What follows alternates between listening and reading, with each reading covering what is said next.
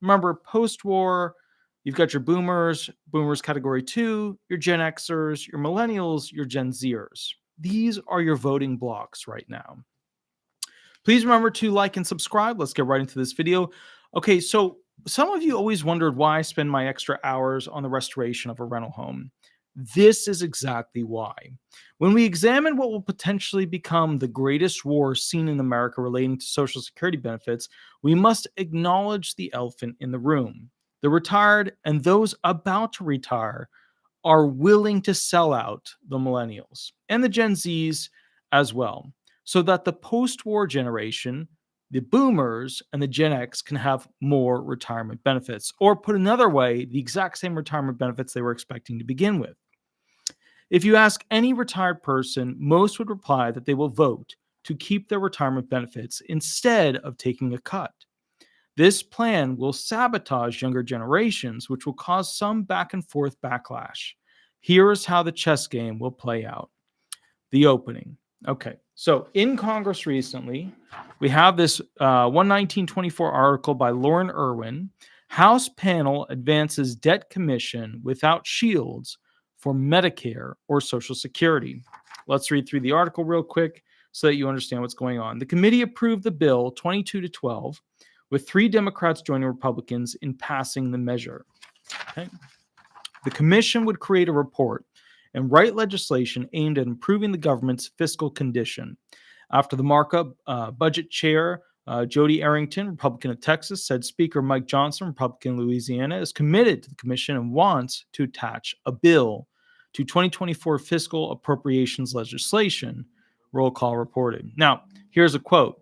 Let's look at this unfunded liability that's going to bankrupt the country, and let's come up with a plan that will give our children the same freedom and opportunities we've had.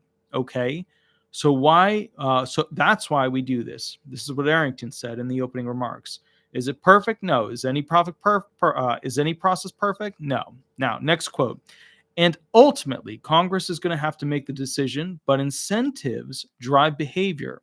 And we've just got such dysfunction here that if we can turn down the politics, we can just dial it back, put members in a room and pass through a plan and find some consensus and take it to the floor with expedited consideration.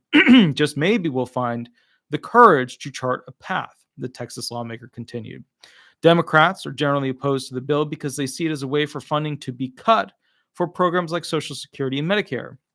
Ranking member Brendan Boyle, Democrat Pennsylvania, asked members to vote to increase the money going into Medicare and Social Security so the systems could be funded for the rest of the century. Quote, we don't need Republican benefit cuts. We just need the courage to make the wealthy and well-connected pay their fair share, the House Budget Committee Democrats posted on X, the platform formerly known as Twitter.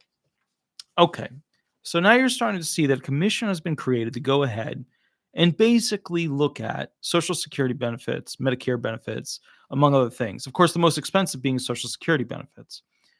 Will Social Security benefits, if not worked on, if not legislated, in some way, fashion, or form, if they just try to keep paying for it, bankrupt the United States of America?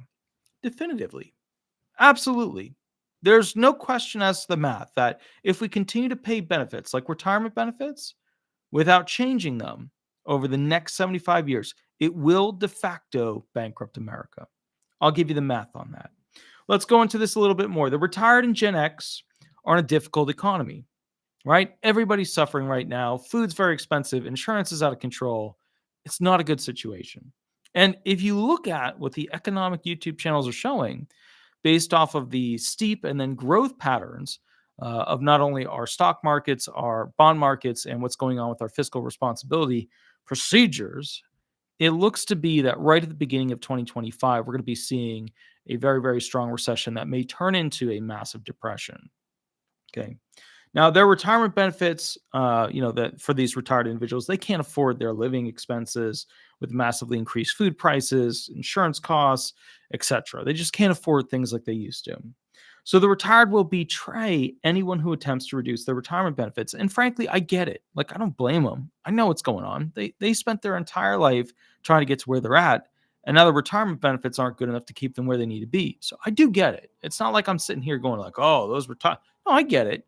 They want to live out the best years of their life with, some equation of what they had thought they would have going into it. Because remember, when you're at that point in your life, you're not dreaming about owning a yacht and owning, a helicopter and a jet and a mega mansion. That's not in the platform. The platform is, how do I enjoy my days in the few rooms that I have to spend my remaining time on earth? That's the reality. I get it. Currently, the retirement benefits are expected to reduce to around 75 to 77% in 2033. And the new report actually talked about 2032 a little bit. So 9 years from now, the retired will receive around the same amount that they are currently receiving. This will cause a massive real estate exchange of hands when the retired sell off their longtime homes to go into the rental market or downsize market if benefits are reduced. That's the scary part here. Gen X, who are older than the millennials, will snatch up some of this market, right? They'll buy some of those homes from the retired. That's how they'll do it.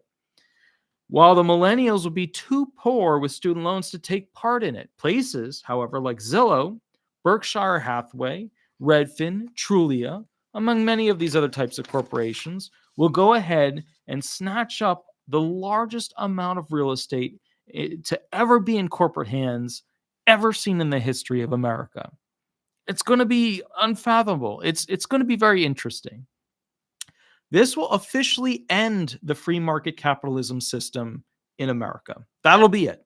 If you're wondering like where in the timeline free market capitalism, ends, when people cannot afford houses and when the companies own the majority of them and everything's a rental game and the rent keeps going up so that nobody could ever afford to actually buy a place, that is truly when free market capitalism ends in America.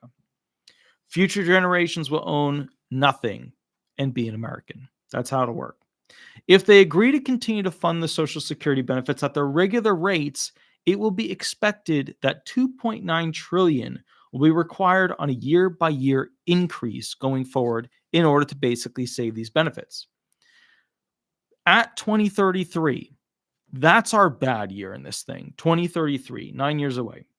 It is expected to cost $45.8 trillion to fix the Social Security aggregate long-term cash shortfall through the 75th year projection due to the reserve depletion date of around 2033. So, 45.8 trillion is what it will be expected to cost to keep the whole thing on track over the 75-year projection from 2033 going forward. Now, it is getting way more expensive to try and fix the Social Security system every year that we wait. Let me give you an example. It was only 10.7 trillion in 2015 to fix the Social Security system, 13.8 trillion to fix it in 2019, and 16.8 trillion to fix it in 2020. Now, when we reach 2033, it will cost 45.8 trillion. Just to help you understand that, the American economy will not even come close to being able to afford that. Not even close. To afford that, it would bankrupt our entire system. This means that America can't afford it and will go bankrupt trying to afford it unless they do massive, massive changes. So the writing is on the wall, as the phrase goes. The Social Security benefits can potentially be saved by getting rid of the taxable earnings ceiling. BK Dan, thank you for the $5 donation. Thank you. Yeah, I mean, it is. That's how capitalism will die in this country. Yeah, with the thunderous applause, which I love it when movies put that in. It was in Star Wars. So many movies put that in. Absolutely love it. Thank you for that. Let me do the little heart thing. There we go. Little heart right there. Perfect.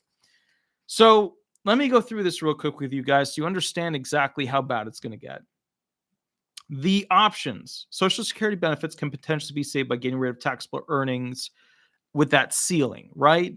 So if we just tax every newly, earned income dollar at essentially what equates to around 15+% with your disability, retirement, and Medicare, then what happens is you could potentially save the system by all the rich people paying all that extra tax money.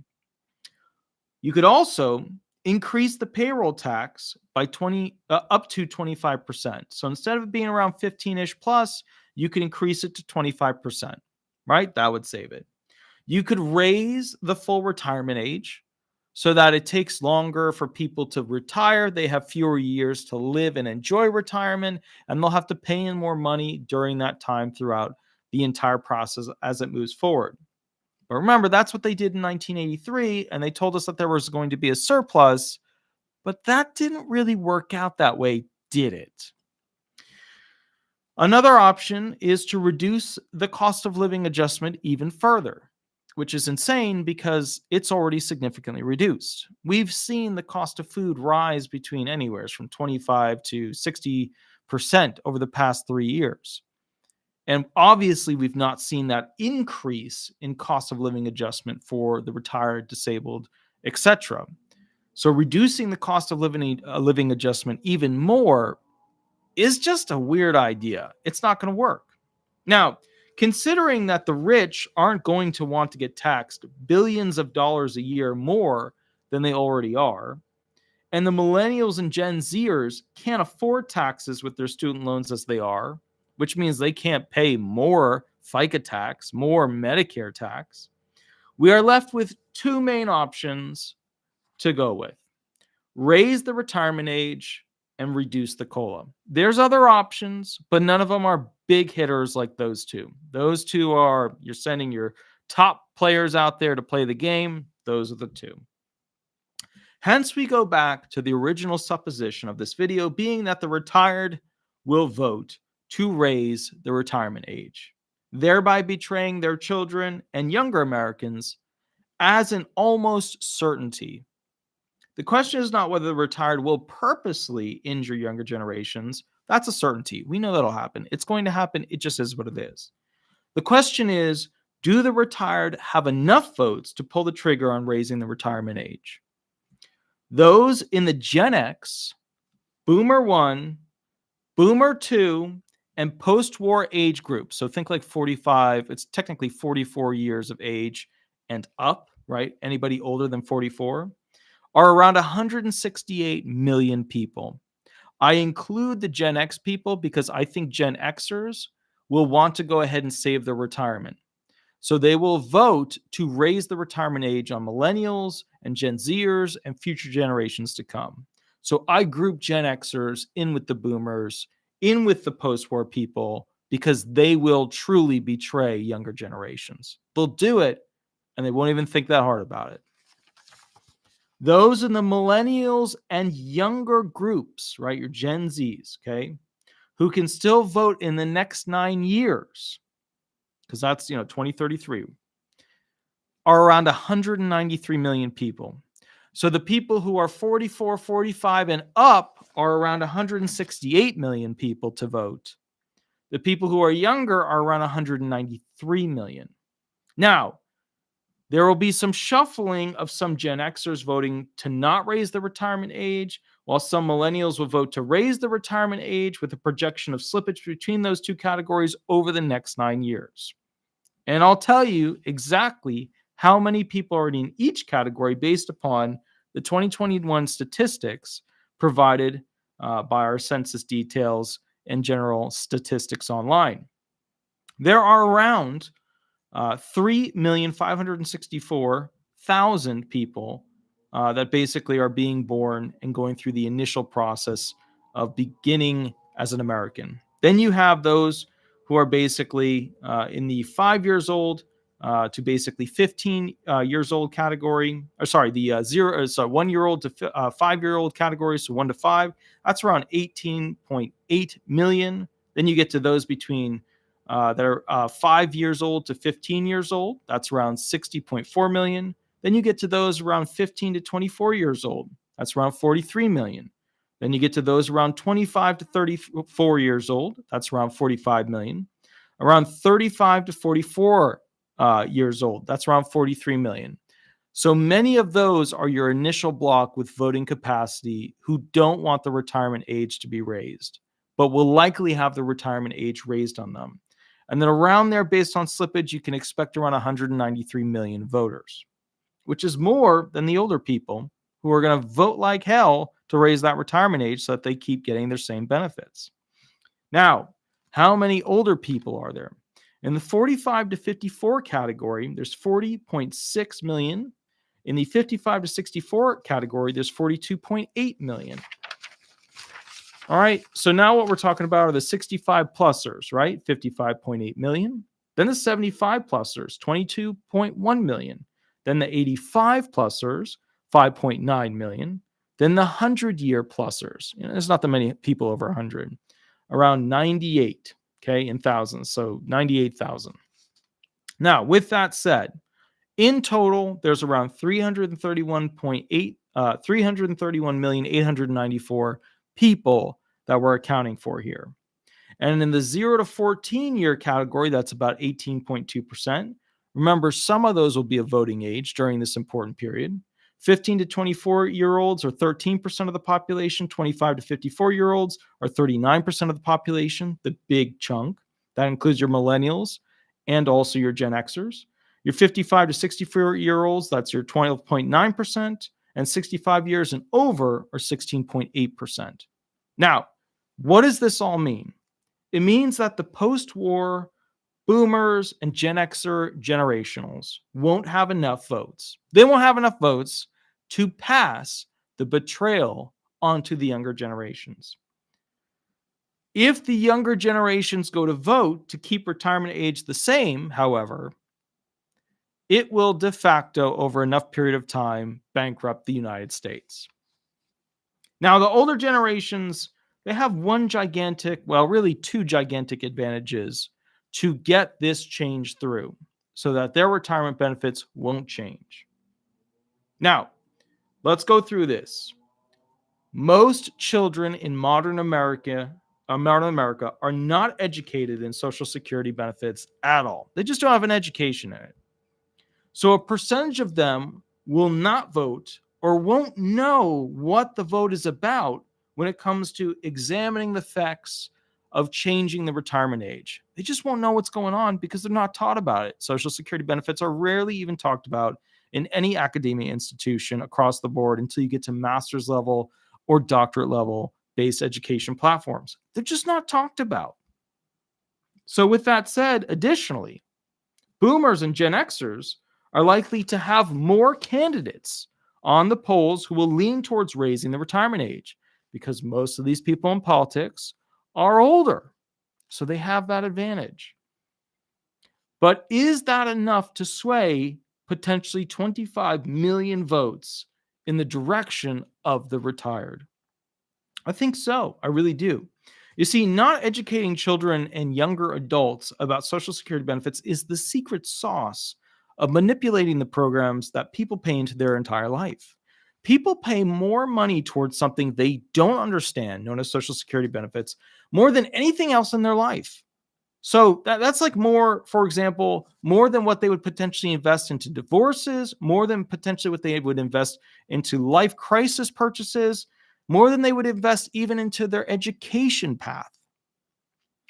So the evidence of probability is stacked against the younger generations, even though they have more votes, about 25 million more votes. However, if the younger generations get a younger candidate in, which, based on how things are going, may happen, then the retired will likely start receiving a check 9 years from now that is reduced to the current amount that they are receiving right now. The only people who will be safe from this whole situation, have enough money in their retirement, are VA people, veterans, pensioners. You get a check every month from their, corporation that they used to work for. Government retirement plan individuals. You worked for the government. You didn't make much every year, but you got a, good retirement plan. And some 401kers. And of course, the wealthy. Now, can anyone tell me which of those still exist today, of those programs, in the same format as they did in the 80s? Well, if you said none of them, then that would be correct. None of those in the form of how they were in the 80s exist in the modern day. The following don't exist for millennials. Pensions. They don't exist anymore for millennials. They just don't. The 20-year veteran retirement rule doesn't exist. Changed. Gone. Most 401ks They just don't set them up anymore. And you have to work for a giant corporation, and the giant corporations are paying less and less each year.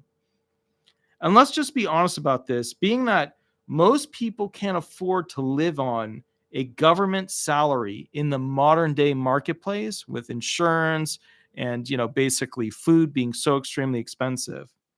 So why would someone wait around for the government retirement, especially considering the potential of the windfall provision issues that come with it?